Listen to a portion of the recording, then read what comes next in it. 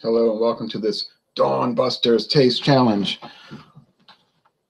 Oh, well, you see, on the weekends I like to start at 6, but I never start at 6 because I want to watch the 6 a.m. news, at least the headlines.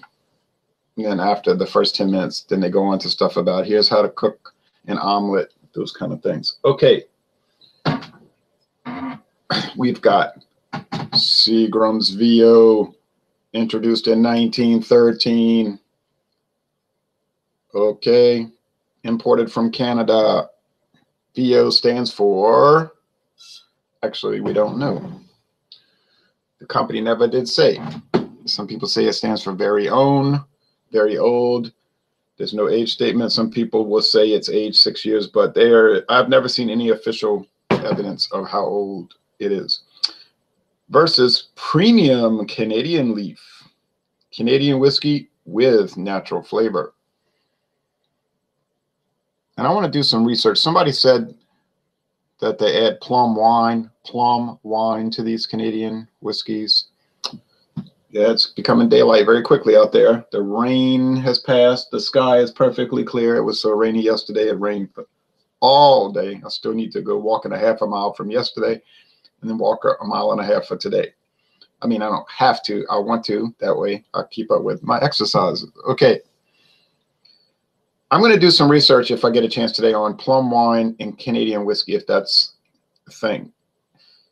Like, not just people theorizing, but actually demonstrating that this is the case. Because I hear a lot of people saying a lot of things about beer, wine, liquor, but then a lot of what they say, they can't really substantiate it. Okay.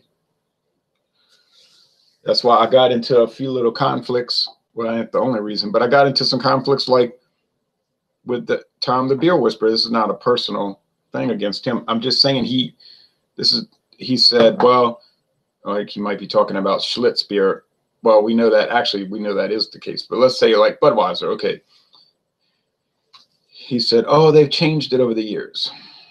It's not the same beer that you drank when you were drinking in the 70s as a teenager, whatever, for example. But I said, well, where's the official evidence? I mean, where's the actual proof of that? He would get angry when I would ask him that. And he would just say, you know, you're just what do you say? Like you're a shill for the big companies. You're just like a representative for the big companies. So I'm not a representative for Anheuser-Busch because I asked you where's the official information that they changed the recipe. You're saying they changed the recipe, but you have no sources. Okay, that's not being an advocate for Anheuser-Busch. That's just me, a person who's interested in the beer hobby, asking where is your source? And to say everybody knows that's not a source. Okay, so somebody said, okay, they add plum wine to Canadian whiskey. That's very interesting, and it seems like that's plausible. But what's the proof of it? You see what I'm saying? Is it possible that Anheuser-Busch changed the recipe for Budweiser since 1876? I guess it is. It tastes the same since I started drinking it in February '96, okay? I have detected no alternate or variation in flavor.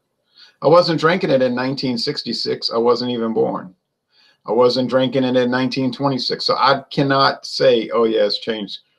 And I have no access to their recipe or their records. So I would like somebody to back that up instead of just saying, well, everybody knows that. That's not a source. That's all I'm trying to say. It's not me picking on anybody personally. I actually have no personal animosity towards anyone in the beer, wine, or liquor drinking community.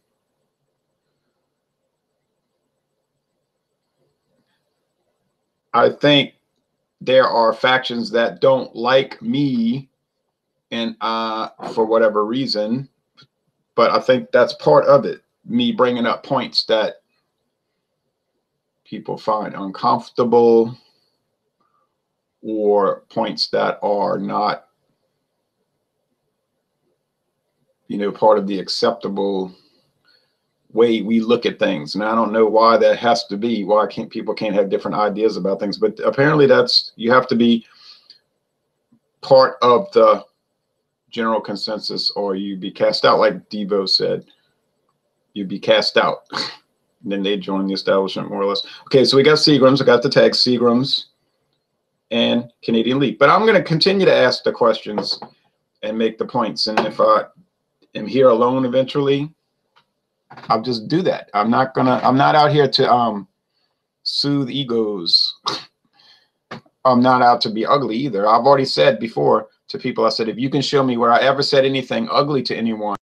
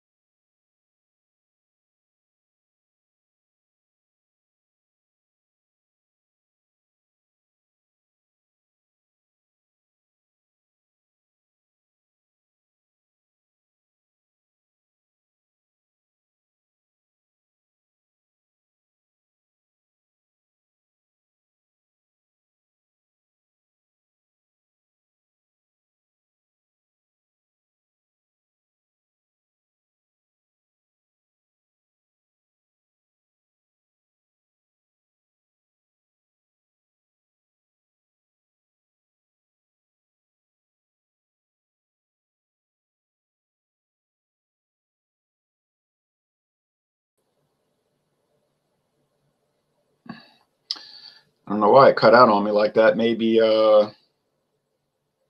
one of the big beer companies didn't like what I was saying and they used all their powers to make me get shut off.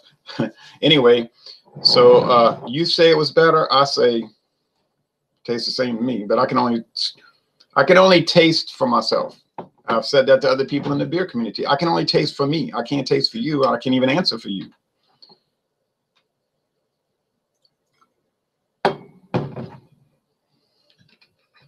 All right, so there's the sequence VO. So what do I know? What are the facts? Not theories or allegations or assertions without any evidence. So what do we know factually about this? Well, it's imported, okay? It's Canadian whiskey, a blend. So it's a blend of different whiskeys from Canada. It's imported by the VO Distilling Company in Norwalk, Connecticut. Well, okay, that is an alias of Diageo. We know that. Diageo is the owner. They've been the owner since the year 2000 for 18 years when Seagram's was divided up amongst different people. They say it's Canada's finest. No, that's not a fact. That's an opinion. They saying it's Canada's finest. Other people might say I disagree.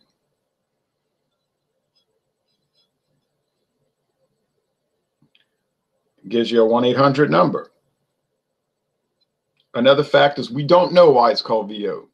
No, people have ideas about it, but they can't substantiate it. Okay, it's got this matte finish, a nice matte finish, and it's about $15 a bottle, $15 to $17 a bottle, depending on where you get it. Now, there's a big sale right now. They do this 2, 3, 4 times a year.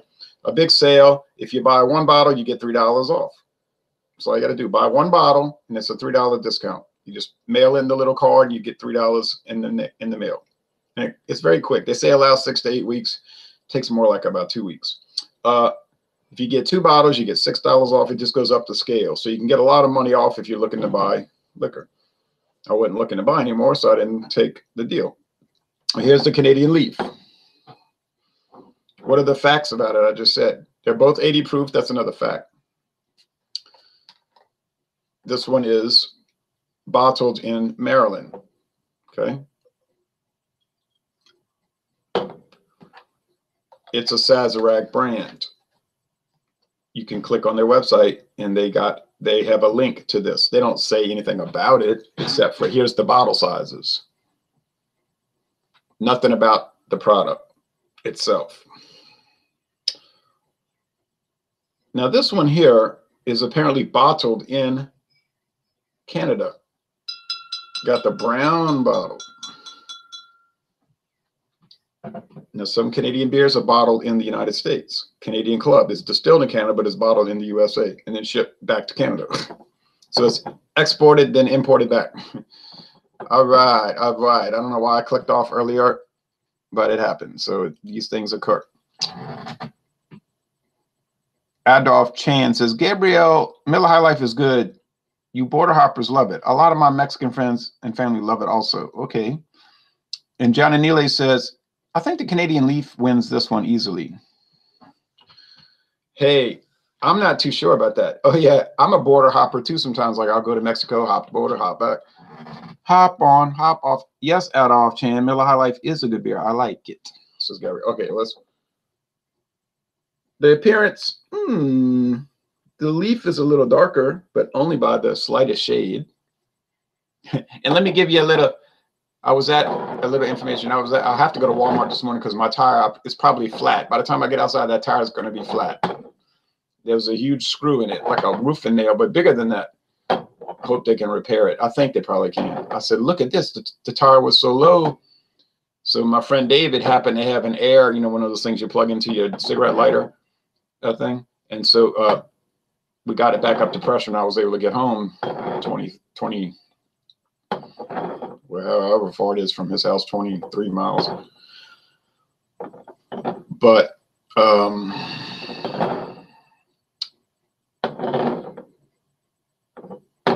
going to have to probably pump it back up because I could hear the air coming out. Psst. It must have happened yesterday. I must have run over it somewhere. You mean these construction trucks drive around and stuff's falling off of them. It's amazing I don't run over more things. And I guess it's still $10 for them to change it and patch it. Wasn't looking to spend $10 more. I just spent a bunch of money on food yesterday at the restaurant. But we were at his house and he wanted to try. He was all excited because he got this bourbon, Old Charter, 86 proof bourbon whiskey from 1870. And he said, I got a whole liter for $22 at Elio's Wine Warehouse. And he was all excited. I said, well, that's a good deal, I guess. I don't know. I presumed Old Charter was around that price. But that was what regular, that's what Jack Daniels would cost you for $7.50. So he was saying, I got 25% more for a 750 milliliter price, and then he said, well, let's try some. I said, well, okay. And I had never had it. We did a video. I'll post that one day this coming week, I guess. And it was very good. Wouldn't say it was better than Jack Daniels. It's probably a tie. They own. I was saying Jack Daniels bought them, but I was mixed up. Brown Foreman actually bought Jack Daniels in 1956. So it's the Brown people that started Old Charter that bought out Jack Daniels. But he really liked that information because he said, I'm going to use this against somebody who loves Jack Daniels, and I'm going to, say, yeah, you got bought out, blah, blah. But we liked it.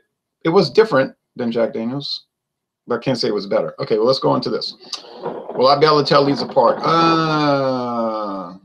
I think so. Now, John O'Neill is saying he thinks Canadian Leaf's going to win. Okay. Well, we're about to find out.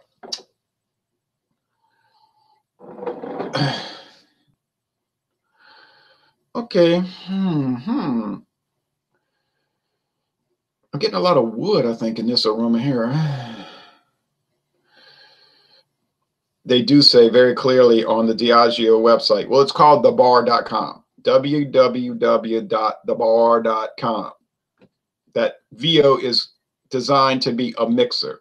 Okay. I mean, they're telling you this is really not designed for neat sipping. But they say, I mean, you could drink it neat if you want, of course, but it's really not designed for that.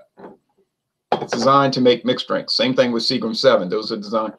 They came out with Crown Royal. That was more of their sitting and sipping product, you see. And they own Crown Royal too. Diageo owns that also. All from Seagrams. Now this one here, it just smells like flower, like the flower, dried flowers, and the wood. And the aroma is generally associated with whiskey. You know what I mean? Like VO. When I first had VO, I thought it was dull. Then I had it again. I think we did an examination, and I thought it was all right, kind of dull. my appreciation of it has gone up with each subsequent sipping. It does seem to have a lot of character that you kind of miss when you're first doing it. And that's why I said that about regular beers like Budweiser. I keep using that. People miss a lot of things with it because they're too busy rushing around, you know. They say, oh, yeah, it's so dull. But you got to think about it when you drink on it. You can't just drink on it. You got to think on it. But the more and more you drink Budweiser, you go pick up a lot of characters. But it's not for everybody, you know. If you're used to Battlestar Galactica and, you know, The Empire Strikes Back and Predator, and you try to, and that's your thing, and then you say, oh, I'll watch Hannah and her sisters, and I'll watch Manhattan. That was nothing to that. It was so dull. It was no point to that. You know, just a bunch of people talking. You know, it would be hard maybe to adjust to. It's not the same thing. And then, or on the other hand, somebody that's used to those kind of deep speculative movies, they might think that Star Wars, oh, it's just a bunch of shooting, you know, and action, which is not all. I mean, it is, but it's not all that. It's allegories also. But I think this is Canadian Leaf, and I think that's Seagram's VO. I mean, it's just too obvious. Okay, this one has that fruity. I said beeswax. And like somebody got that, I told you, I got it in my head, the plum wine, but it has something like that. And that almost indescribable Canadian whiskey thing, that Sazerac Canadian whiskey thing. And I don't know what that thing is, but that thing is there. Like William Kepley says, and he was quoting somebody else. When you see it, you can't explain it, but you know it's there. And that's that, like that. When you see it, you maybe can't explain it or describe it or clearly identify it, but you know it's there.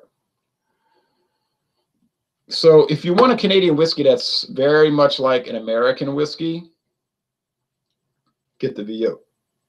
If you want one that's not like American whiskey, get the Canadian Leaf. Is VO like a bourbon? I know it's not really like a bourbon. It's sort of like a blended with American blended whiskey. Okay, let's go with the taste test.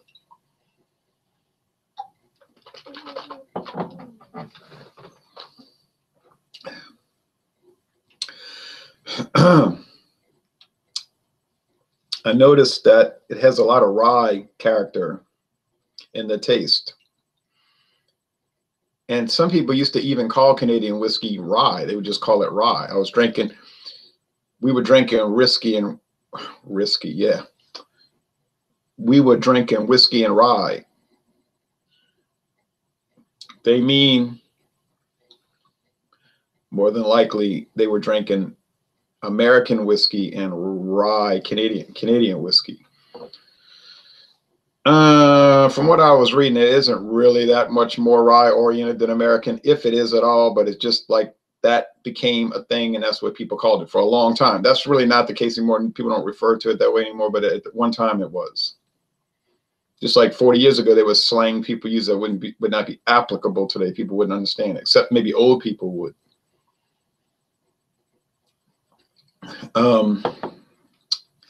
This one is spicy, yes, rye, yes, but more wood and more standard.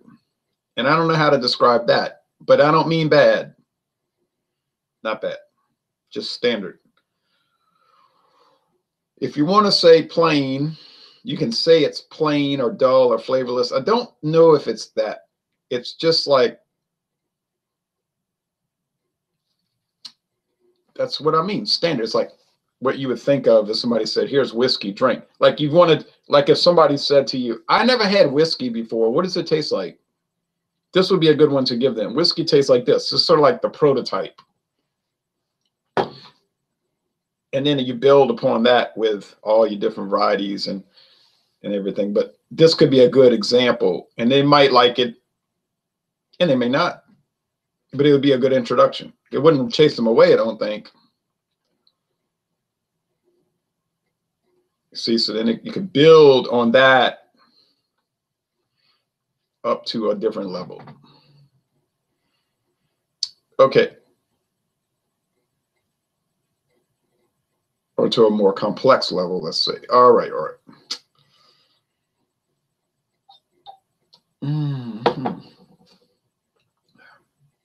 Yeah, it's like mild sweetness, mild sugariness, a lot of sugar. I always find that whiskey tastes like candy to me. Yeah, with alcohol, you know, but I mean, people might raise an eyebrow or look at me sideways and say, candy? How does whiskey taste like candy? You must be some kind of alcoholic. Well, I don't know what alcoholics think about candy. I've actually talked to many drunks. You know, I've talked to many problem drinkers in my life, and I have never actually heard any one of them say, this tastes like candy. I've heard them say a lot of other things, much of it outrageous or offensive, but I never heard them say whiskey tastes like candy. That's just me saying that. Okay, so I'm going to say this is Canadian Leaf. Now, now which one's better? Oh, yes.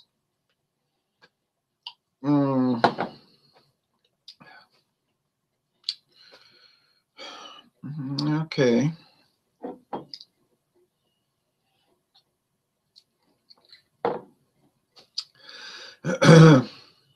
A lot of wood and spice coming in now. Pepper. See, VO's like that. Now you got to drink. You can't just rush into it like you're in a rush. If you're in a rush, why even do the review, right? Why even drink it? Because you miss too much. The first time I had VO, I wasn't in a rush necessarily. I was looking to go to sleep, but I was tired. I had been up all day. I had woken up so early to go to work, and then I was at bingo, and then I was, I had my T-shirt on. I mean, I didn't even post a video. I was just too run down. And to me, I was like, yeah, it's dull. It doesn't taste good, or it doesn't taste like anything. But I didn't think about it correctly, and so I've got 85% of the bottle left, if not more. So I have a lot of thinking to do with the drinking to do. I can't say one is better than the other. Honestly, it's a tie. It's like a preference thing. They're both well made. They're both good. Yeah. If you want the more fruity, sweet, candy-like plum wine, supposedly thing, get this one. If you want the more standard, like standard Canadian whiskey, it's got rye, spice, and wood, and that's the way whiskey's both like a more masculine type thing. Get this. If you want, that's maybe more feminine. I don't know. So no, nobody wins. Nobody wins. Now, if Canadian Leaf was $6.99 a bottle or $7.99 a bottle, and the VO is $16.99. And I'll get $3 back, so it's $13.99. Well, I'm gonna get the Canadian Leaf. I'm gonna save. I mean, if I can save $5 a bottle, and I just told you they both taste fine to me, why would I pay more? I mean, I would not, unless I had some particular reason.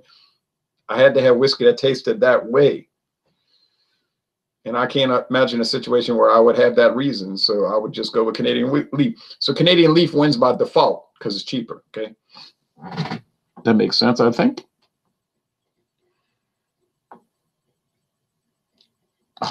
Now they're talking about, do you do drugs? Okay. He says I could. Oh, well, I'll leave that between them. I won't get involved with that. Okay. So Canadian Leaf. Yeah, I mean, it's just, I knew that when I smelled it. This is the third in a row, right? Third straight challenge involving Canadian Leaf. I'm trying to adjust this screen. And each of the 3 times I guessed it with aroma only. Now that tells me, I can't say that you should buy Canadian Leaf and you're going to love it, but it tells me very clearly that this is a distinct product and you're not going to get it confused with something else, I don't think. I have gotten it right 3 times in a row on aroma only. Now I'm very intrigued to see what this is going to do against Seagram's VO Gold, and that'll be 2 days from now if the plans come into fruition. I do think I will be able to tell it apart from VO Gold, but I think it would be more of a challenge because the VO Gold is a richer, more fruitier product than the VO, the standard VO. But only time will tell. Then I'm about to upload a blended whiskey review that I did out in my backyard a few days ago, and it was called Club Royale. And then I have a bunch of taste challenges lined up for Club Royale. That was a little weird. That taste challenge was a little strange because there was a flavor in there that I couldn't pinpoint, and I don't know if that flavor was from the plastic bottle. And I would hate for that to be the case. But luckily, it's only a 200 milliliter bottle, so I'm not stuck with a bunch of stuff. But I got to think about that a little better. Okay, so anyway, that's coming up next. So maybe in about 2 hours, you'll see a post. Could be longer, though, if Walmart gets me held up, you know what I mean, with the tire. But let's say about 2 or 3 hours, we'll see Canadian. 2 or 3 hours, we'll see Club Royale. Club Royale. Okay. Thank you for watching this video production.